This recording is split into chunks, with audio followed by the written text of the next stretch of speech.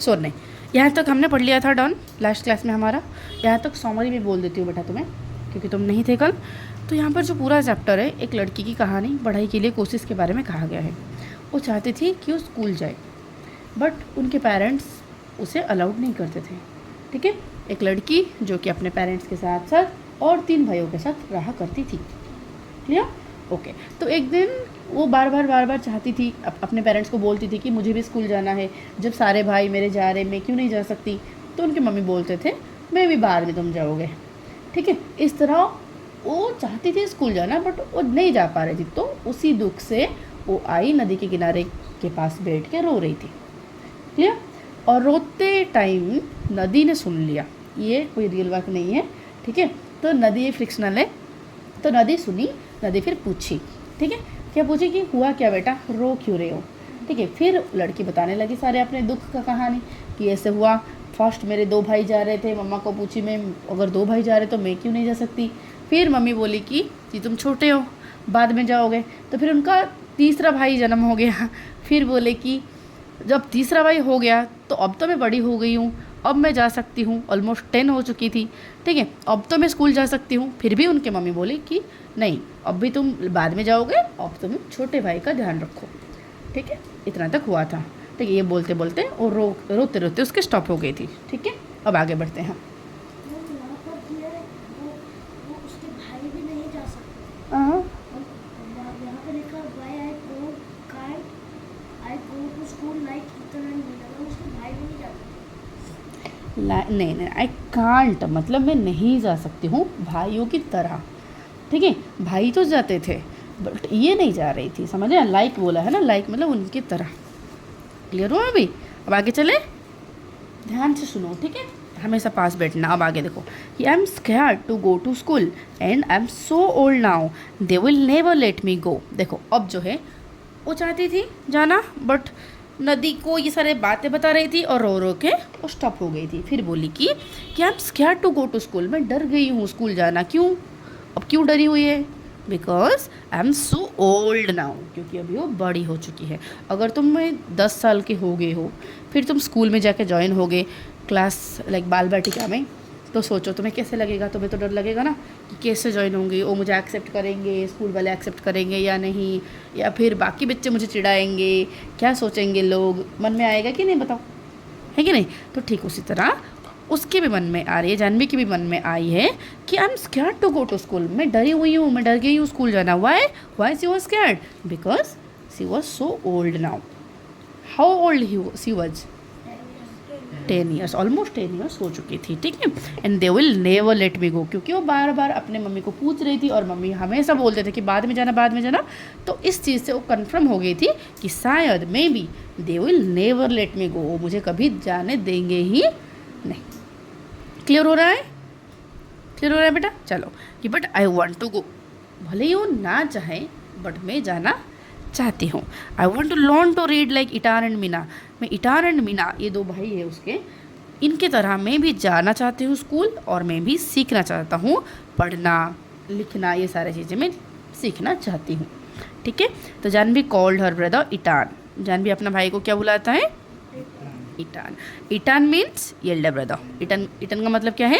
Elder brother. But his name was Gopi, उस बड़ा भाई का नाम क्या था रियल नेम? गोपी, क्योंकि कर्नाटका में रहती थी। ठीक है, तो इसलिए बड़े भाई को इटान कहा जाता है कर्नाटका में। ठीक है, and I want to know why spiders are yellow in yellow flowers, why bamboos trees rustle, why the moon always comes from behind the hills and never other way, why the baby fish in the field water become frogs, why. देखो मतलब जब हम school जाते हैं तो lot of चीज़ें हमें सीखने को मिलता है, राइट? फॉर एग्जाम्पल रेनबो क्यों होता है, बारिश कैसे होता है कि नहीं? जब हम स्कूल जाते हैं तो बहुत सारे क्यूरियस क्वेश्चन हमारा मन में आता है और वो सारी चीज़ें को आंसर हमें मिल जाता है, राइट?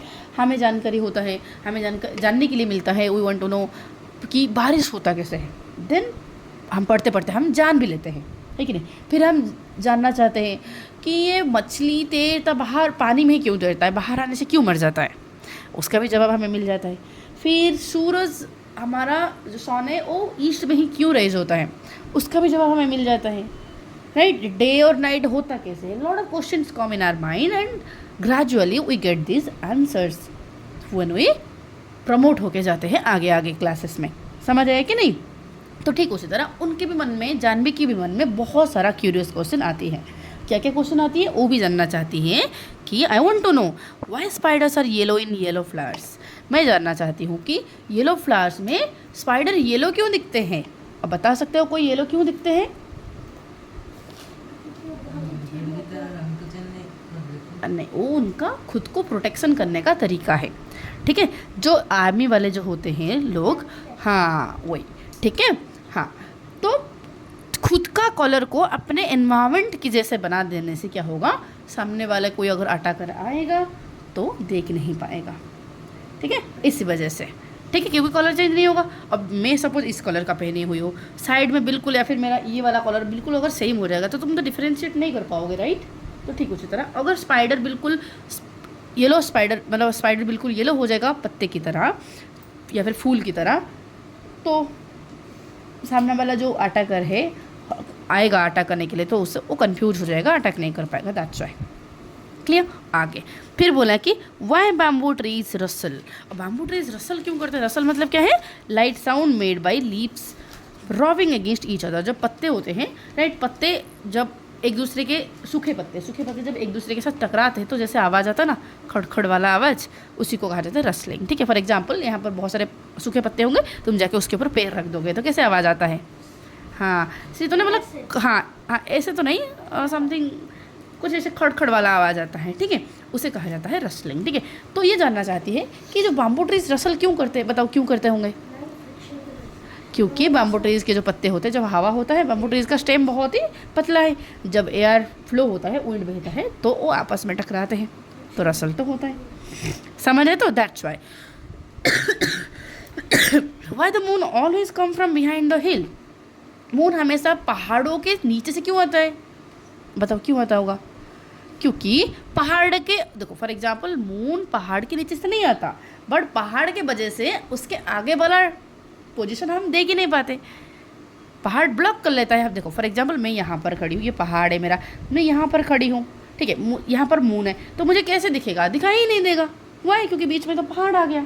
जब तक ये मून मूव होते होते यहाँ नहीं आ जाता तब तक मुझे दिखाई देगा नहीं, और जब यहाँ मूव होते होते आएगा मैं बोलूँगी ये कहाँ से आया? पहाड़ के नीचे से आया, राइट। मेरे मन में तो ऐसे ही ख्याल आएगा ना, क्योंकि मैं पहाड़ के पीछे हो क्या रहा है वो मैं देख ही नहीं पा रही हूँ।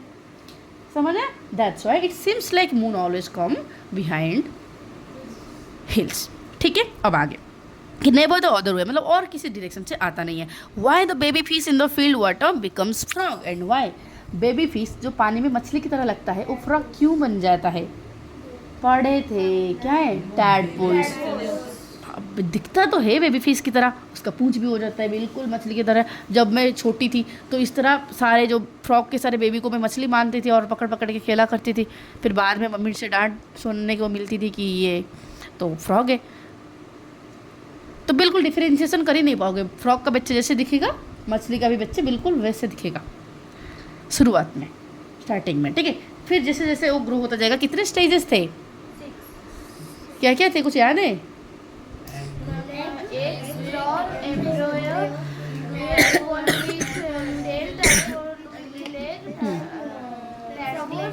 फ्रॉगलेट, फिर एडल्ट फ्रॉग। ठीक है, हाँ याद है सारे। तो ये समझ आ गया। तो ये तुम्हें ये जो क्वेश्चन है तुम्हें जानकारी है, क्यों? क्योंकि you come to school, right, but Jahnavi doesn't go to school, that's why she wants to know all these curious things. समझ आए? तो वो ये सारी चीज़ें जानना चाहती है। क्लियर है? आगे कि stop said the river, you make me breathless, so many whys, I can tell you where the moon goes, the river said conspiratorially. इसका मतलब क्या है? देखो जब ये इतने सारे वाई क्वेश्चन तुम्हें, देखो फॉर एग्जाम्पल तुम एक टीचर हो, राइट, और तुम्हें एक स्टूडेंट आया पूछा कि मैम ये क्यों होता है, वो क्यों होता है, वो क्यों होता है, ये क्यों होता है, मतलब लगातार 5-6 क्वेश्चन या फिर 10 क्वेश्चन पूछ लिया, तो टीचर बोलेगा ना अरे रुको रुको मुझे आंसर तो देने दो, है कि नहीं? तो बिल्कुल नदी को ये कंटिन्यूसली पूछ रही थी, इसलिए नदी बोली कि अरे स्टॉप, ठीक है, रिवर बोली कि स्टॉप हो जाओ, रुक जाओ, यू मेक मी ब्रीथलेस, तुम तो मुझे बिल्कुल ब्रीथलेस कर दो भाई। ठीक है, you make me breathless, you make me breathless का मतलब क्या है? मतलब बिल्कुल एक सांस में बताना चीज़ें को, ठीक है, मतलब बिल्कुल बिना ब्रीदिंग लेके बताते जाना। ठीक है, तो तुम तो मुझे ब्रीथलेस कर दिए हो। सो मेनी वॉयज, इतने सारे ways. I can tell you where the moon goes, मैं तुम्हें बता सकती हूँ मून जाती कहाँ। मैं तुम्हें ये सारे क्वेश्चन का आंसर नहीं दे सकती हूँ, समझ आए तो। ओके, अब नदी को क्या पता कि मून कहाँ जाती है, बताओ। हाँ, क्योंकि नदी जाके सी में मिलता है, और जब मून, मैं यहाँ पर हूँ, यहाँ पर मेरा सी है, जब मून ऐसे जैसे जाएगा सर्कुलर लगा के, तो मुझे तो लगेगा ना ये सी के नीचे चला गया। तो क्योंकि नदी जाके सी में मिलता है तो वो देखा हुआ है, तो इसीलिए ये बोलती कि मैं मून कहाँ जाता है मैं बता सकती हूँ, मैं बाकी सारे क्वेश्चन का आंसर नहीं दे सकती हूँ। कौन बोल रहा है, who is telling is river, river is replying to Jahnavi's question. ठीक है, बारिश कैसे होता है? बिकॉज लाइक रिवर तो कभी ऊपर गए ही नहीं ना, क्या नदी कभी ऊपर जाके आसमान में हो क्या रहा है देख क्या ही है। पर उसमें से कुछ पार्ट तो ऊपर जाते हाँ, ऊपर जाती है, बट वो जाके क्या होता है, the next part is unknown for the river. ठीक है, उसके बाद क्या होता है नदी को पता है ही नहीं, because river has never experience such things. Done, चलो आगे सुनो कि it the river said conspiratorially. What is conspiratorially, ये याद रखना, सीक्रेटली, धीरे से बोली। ठीक है, it goes down towards the sea, moon कहाँ जाता है, सी के तरफ। आई हैव सीन, मैं देखी हूँ, it always takes the same way over the mountains down the sea like me. और यहाँ पर बोला गया कि देखो यहाँ पर कंपैरिजन किया गया है रिवर को मून के साथ। जैसे रिवर हमारा पहाड़ से निकलता है और जाके सी में मिल जाता है, ठीक उसी तरह मून भी पहाड़ के पीछे से निकलता है, जाके सी में मिल जाता है, यहाँ पर सी के नीचे जाके डूब जाता है। ठीक है, तो ठीक उसी तरह ये हमारी नदी को बोल रही है कि it goes down towards the sea, नदी की तरफ, सॉरी ये सी की तरफ जाती है, अब जाता है। आई हैव सीन, मैं देखी हुई हूँ, it always takes the same way, हमेशा सेम रास्ता लेता है मेरे तरह। कौन सा रास्ता, पहले पहाड़, ओवर द माउंटेन, माउंटेन को चढ़ते जाएगा, फिर डाउन टू द सी, फिर सी के नीचे। समझ आ गया। तो ये रहा कुछ क्वेश्चन या फिर कुछ conversation between Jahnavi and river. समझ आ रहा है। तो इस पैराग्राफ से हमें क्या समझ आया, what did we learn from this two paragraph. मुझे कोई समरी बताएगा, जानवी के सपने क्या है, कि what was Jahnavi's dream and was it important to her and why. Very good. तो जानवी का ड्रीम क्या था, Jahnavi's dream was to go to school and learn how to read, exactly, to know about many whys. और सारे wise यहाँ पर तुम लिख दोगे। ठीक है, अब सेकंड क्वेश्चन बोला गया कि was it important to her, was going school important for Janvi? Yes. Why is it important? She was a child. The questions she was curious about. हाँ, the questions that she was curious about in school, she can get these answers. ठीक है, okay. अब आगे फिर बोला कि why का answer दिया है, इसका आराम से हो सकता है कोई सो। बोला कि do you think the river can help her in fulfilling her dream, तुम्हें लगता है कि नदी उसकी ड्रीम को पूरी कर पाएगी, लगता है तुम्हें? अगर कर पाएगी तो कैसे, अगर नहीं कर पाएगी तो क्यों नहीं, देखते हैं आगे जाने के बाद पता चलेगा नदी एक्चुअली उसकी ड्रीम पूरी कर पा रही है या फिर नहीं। ठीक है, चलो आगे चलते हैं।